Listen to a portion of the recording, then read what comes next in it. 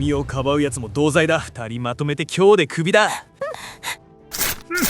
先生をクビにするような会社に私の100億を預けるわけにはいきませんね。100億？今この瞬間、投資の話は白紙です。先生ってその窓際のお荷物のことですか？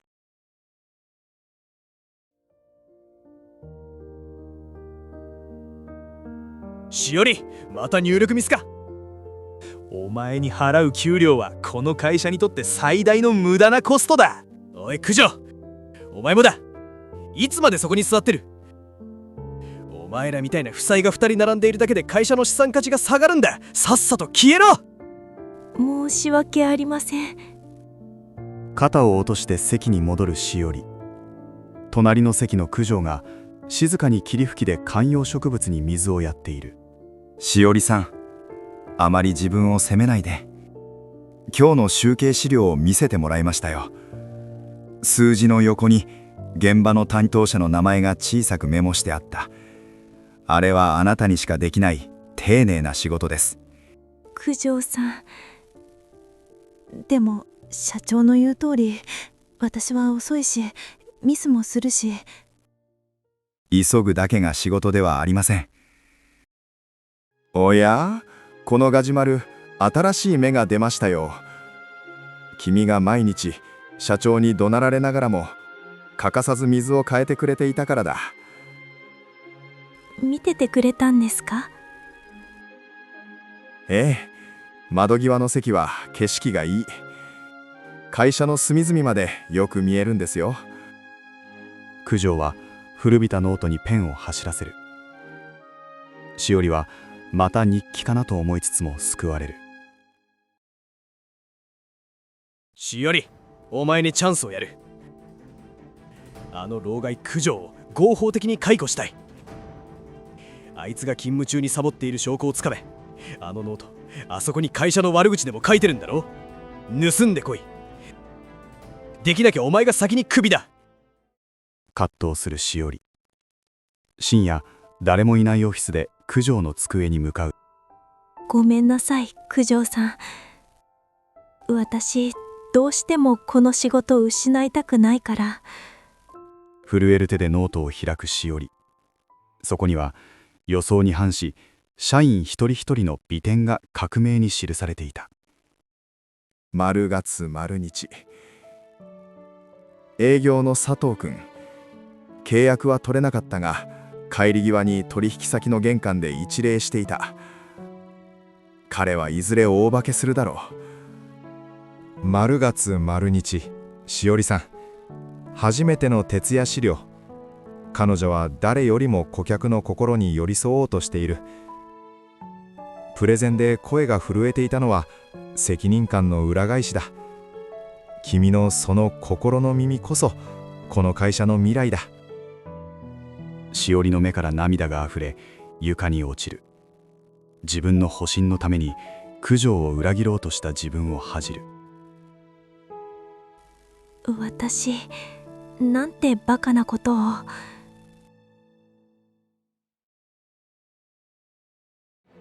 運命の日、会社は資金繰りに行き詰まり、春人は一条との投資工場に全てをかけていた。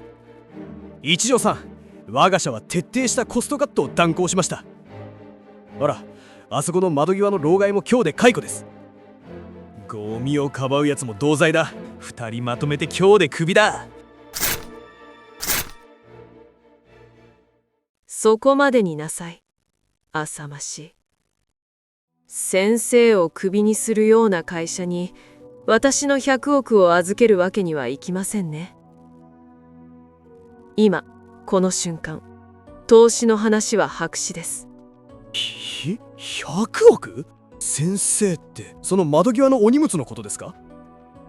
お荷物？彼はかつて倒産寸前の数々の大企業を救った日本屈指の債権請負人よ。私が破産して死を選ぼうとした時、窓際から私を救い出し、経営の本質を説いてくれた恩師をあなたがコストと呼んだのね。債権請負に九条が。しおりが立ち上がり、破られたノートの破片を震える手でつなぎ合わせる。九条さんは私たちが気づかないところでみんなを支えてくれていたんです。このノートを見てください。4月12日。しおりさん、君がそっと拭いた誰かのデスクの汚れを窓際に座る一人の老人はずっと見ていましたよ。その優しさは数字には現れないけれど、この会社を支える一番の宝物です。どうか自分を責めないで、君がいてくれるだけで救われている人間がここにいるのですから。未来の守護神へ、君の時代はもうすぐそこです。オフィスが静まり返る。社員たちも九条が自分たちの小さな努力を書き留めてくれていたことに気づき、ハルトに冷ややかな視線を送る。緊急取締役会、砂の城の崩壊。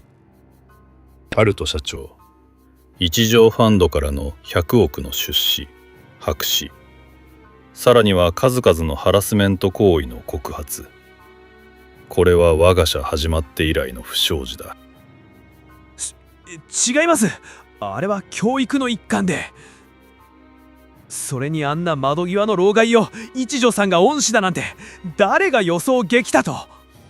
いい加減にしろ。違います。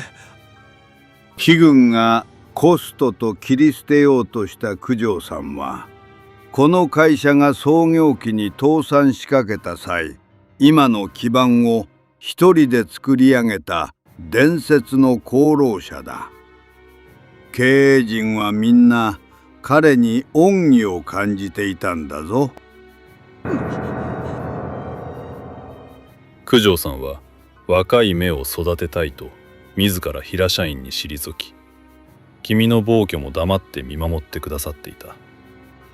だが君は恩師の顔に泥を塗っただけでなく、会社の未来である100億をドブに捨てたんだ。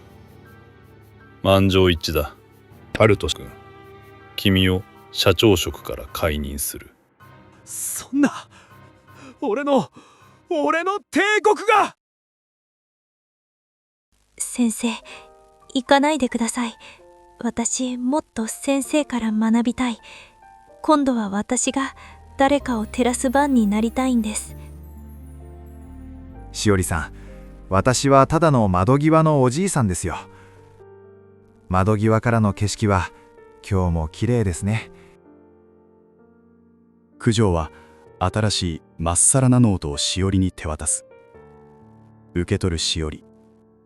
次はあなたがこの会社のいいところを書き留めていってください。それがいつかあなたを守る盾になります。夕日に包まれながら九条は軽やかな足取りで会社を去っていく。